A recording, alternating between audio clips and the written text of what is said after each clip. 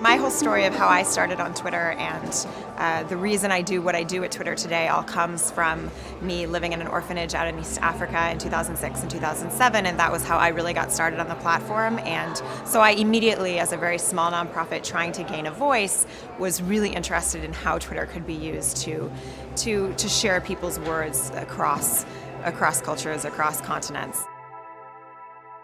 So I wrote a book called Twitter for Good, Change the World One Tweet at a Time, and it's really a tactical manual of how individuals and causes and nonprofit organizations and really anyone with a passion for changing the world can use the platform to make a difference.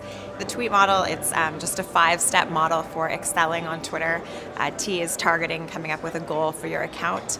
W is writing, so getting your message out there both in words and in media. E is engaging, which is interacting with people around you. You know, you can't tweet in a bubble. E, the 4th step, is exploring, which is again finding influencers and finding people who can help magnify your voice.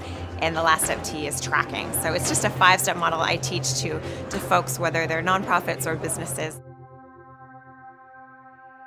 I talked to Mark Horvath, so he's the leader of this movement and nonprofit called Invisible People, and Mark's been homeless twice himself, and that was one of my first questions to Mark when I first met him years ago was, Mark, first of all, homeless people don't even have mobile phones, and second of all, why would they care about this? And he says, no, that's what you don't understand. You know, one of the biggest issues for homeless populations in the U.S. is the sense of loneliness and the sense of disconnection from the regular population and the rest of the population. And so he regularly encourages homeless populations to essentially get a phone or go into your public library as a way to connect. Not only do they help find specific resources they need, whether it's a shelter or a coat on a cold night, but it's the way they can connect with population. You've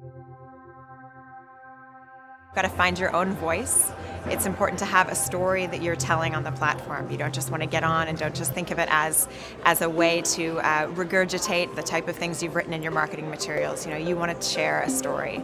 I think secondly and most importantly, you need to find influencers who can help support your cause.